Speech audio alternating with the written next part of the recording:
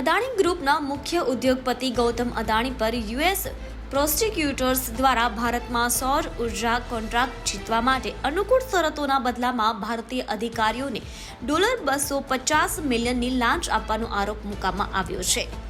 ગયા વર્ષે Hindenburg research રિપોર્ટથી શરૂ થયેલા વિવાદ બાદ અદાણી ગ્રુપ સામે નવા આરોપો શું છે, સરકારી અધિકારીઓને લાંચ આપવાનો તાજો કિસ્સો શું છે, ચાલો વિગતવાર વાત કરીએ.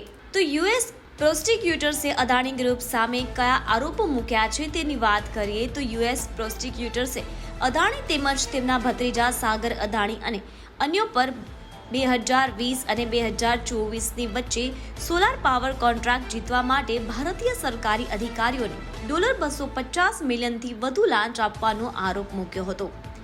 એક અંદાજ મુજબ આનાથી જૂથને $2 અબજથી વધુનો નફો થવાની સંભાવના છે.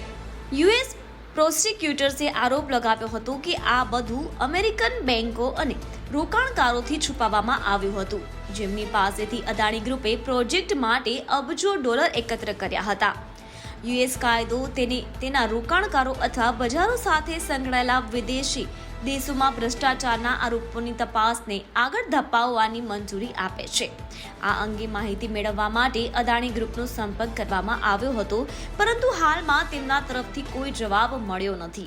અદાણી ગ્રુપના ચેરમેન ગૌતમ અદાણીએ એક નિવેદનમાં જણાવ્યું હતું કે પ્રતિવાદીઓએ અબજો ડોલરના કોન્ટ્રાક્ટ મેળવવા માટે ભારતીય સરકારી અધિકારીઓને લાંચ આપવાનું એક વિસ્તૃત કાવતરું ઘડ્યું હતું. બહુવિધ વ્યવસાયોમાં તેમના ભત્રીજા સાગર અદાણી ગ્રીન એનર્જીના એક્ઝિક્યુટિવ ડિરેક્ટર અને કંપનીના ભૂતપૂર્વ ચીફ એક્ઝિક્યુટિવ ઓફિસર વિનીત જૈન સિક્યુરિટીઝને છેતરપિંડી, સિક્યુરિટીઝ ફ્રોડ, કાવતરું અને વાયર ફ્રોડના આરોપમાં છેતરપિંડીનું ષડયંત્ર રચ્યાના આક્ષેપો કરવામાં આવ્યા છે. US securities and exchange commission દ્વારા દાખલ કરવામાં આવેલા સિવિલ કેસમાં પણ અદાણી પર આરોપ મૂકવામાં આવ્યો છે.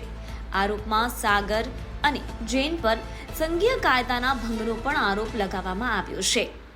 યુએસ સત્તાવાળાઓએ કથિત ષડયંત્રના સંબંધમાં કેનેડિયન પેન્શન ફંડ CDPQના 3 ભૂતપૂર્વ કર્મચારીઓ પર પણ આરોપ મૂક્યો છે. તેમાં કહેવામાં આવ્યું છે કે તેણે લાંચ કેસમાં ઈમેલ્સ ડિલીટ કરીને અને યુએસ સરકારને ખોટી માહિતી આપવા માટે સંમત થઈને તપાસમાં અવરોધ ઊભો કર્યો હતો.